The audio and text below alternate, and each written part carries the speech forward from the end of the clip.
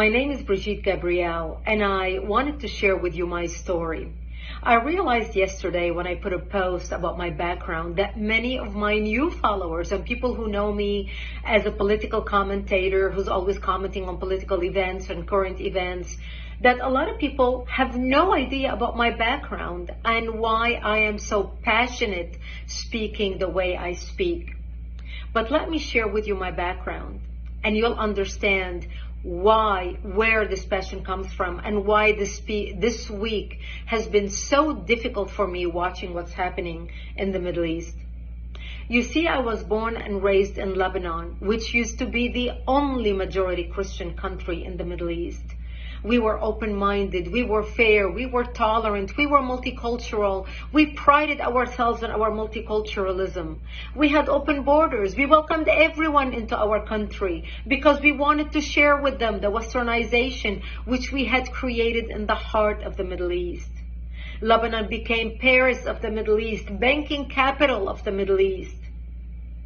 Unfortunately, all that began to change when we accepted a wave of refugees into our country, people who did not share our values, but wanted to use Lebanon as a launching pad to kill the Jews and drive them into the sea. Lebanon was the only country in the Arabic world that accepted the third wave of Palestinian refugees. When they came to our country, they wanted to destroy our country. They ended up destroying our country. My 9/11 happened to me in 1975 when radical Islamic Palestinians blew up my home, bringing it down, burying me under the rubble wounded. I ended up in a hospital for 2.5 months. And as I laid in a hospital bed, hooked up to IVs, I would ask my parents, why did they do this to us? And my parents would tell me, because we are Christians, they consider us infidels and they want to kill us. So I learned since I was a 10-year-old little girl that I am wanted dead simply because I was born into the Christian faith and lived in a Christian town.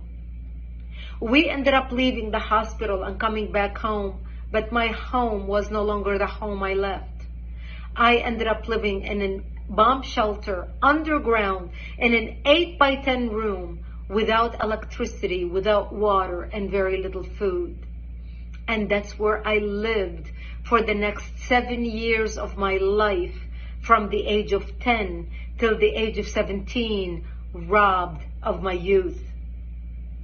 The Palestinian Islamists cut off all water supplies to our town, cut off electricity, cut off food. In order for us to go out and get some greenery, we would go out and dig out dandelions and different greenery that grew around our bomb shelter because it was the only salads we had to eat. To get some water, we would crawl into a nearby spring to get some water because we were surrounded by Islamic Palestinian snipers shooting at us. And every time we left our bomb shelter to the spring to get water, we would say our last goodbyes because we did not know if we're going to come back alive or dead just to get some water. This became my existence. I remember a few years into the war, in the beginning we thought it's going to be a couple weeks, and then everybody's going to see the massacres that the Palestinians are doing to the Christians in Lebanon, how they put their heads together with the Muslims in Lebanon and declare jihad on the Christians, the massacres of children, the slaughter, even the crucifixion of Christian men on crosses. One of the famous city massacres was in the city of the Moor in Lebanon, where they massacred the whole town. This barbarism, this Palestinian barbarism is not new. My father would say, all the Christian nations are going to wake up and see what's happening to Lebanon, to the Christians, and they're going to come save us. But nobody came, and the world forgot about us. I remember 3 years after living in the bomb shelter, I was 13 years old, and one of our militia, one of our Christian friends stopped by. And he said to me, Brigitte, we heard a lot of chatter on the radio, and we believe tonight we are going to be slaughtered. And he said, if I don't see you tomorrow, I wish you a merciful death. And he left.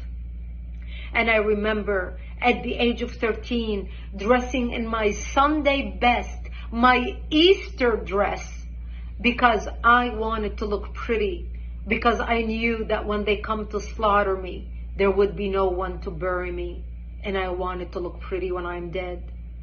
And I remember my mother combing my long black hair as I sobbed, begging her, I don't want to die. I'm only 13 years old. Please do something. I don't want to die. And there was nothing my mother could say to me. And I remember sitting in the corner of our bomb shelter, and my father started reading from Psalms. I shall walk into the valley of death and fear no evil, for thou art with me. And my parents said to me, when they come to slaughter us tonight, we will create a distraction. You're an only child. You're a young child. We lived a long life. We will create a distraction, and you just run towards Israel. Run towards the Israeli border and don't look back. You see, we knew if we run to the Jews and beg for help, the Jews are not going to slaughter us, because we had more shared values with them than we had with the Muslims. Thank God I did not have to make that decision that night, because that's the night when Israel came in physically into Lebanon and established the security zone and kicked out the radical Islamic Palestinian element that surrounded our town. And Israel set up artillery bases in the hills surrounding our town. And that's how we survived for another 5 years, until 1982, when Israel invaded Lebanon, working with the Christians, trying to help the Christians take back their country, take back their democracy, and kick out the radical Islamic element that had taken control of the country at that time.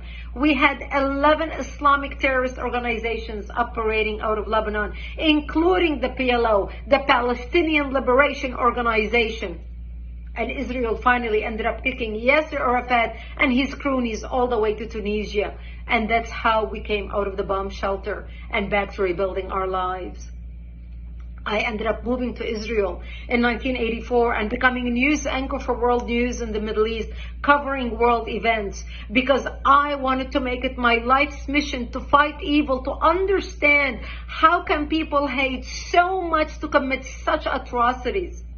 My life story is detailed in a book titled Because They Hate. A survivor of Islamic terrorism warns America. The book sold over 1 million copies. It came out in 2006. I encourage you to read it. I encourage you to order it so you can understand why I fight terrorism, why I speak with such passion and conviction. People who watch me debate people and fight people and care less about the labels people throw at me. They call me radical. They call me a hater. I don't hate anybody. I pray for the Middle East. Today I'm praying for the Jews, for the Palestinians, for the Lebanese, for the innocent people who are dying or who are going to die because of the work of Hamas, because of the work of Hezbollah, because of the work of Iran, because of the crazy radicals who want to kill, who want to create mayhem on the world. We must stand up against barbarism. Barbarism done in the name of any people, of any religion, is not acceptable. Barbarism is when you shoot babies in their cribs. Barbarism is when you decapitate babies. Barbarism is when you rape women and kill them. Barbarism is when you kidnap old grandmas and you kidnap children and you put them in cages with the sole purpose of torturing them and killing them. This is barbarism, unacceptable under any name, from any people, from any religion. That's why the good people need to stand up against terrorism, against Islamic terrorism. Because what starts in the Middle East doesn't end in the Middle East. What starts in Israel doesn't end in Israel.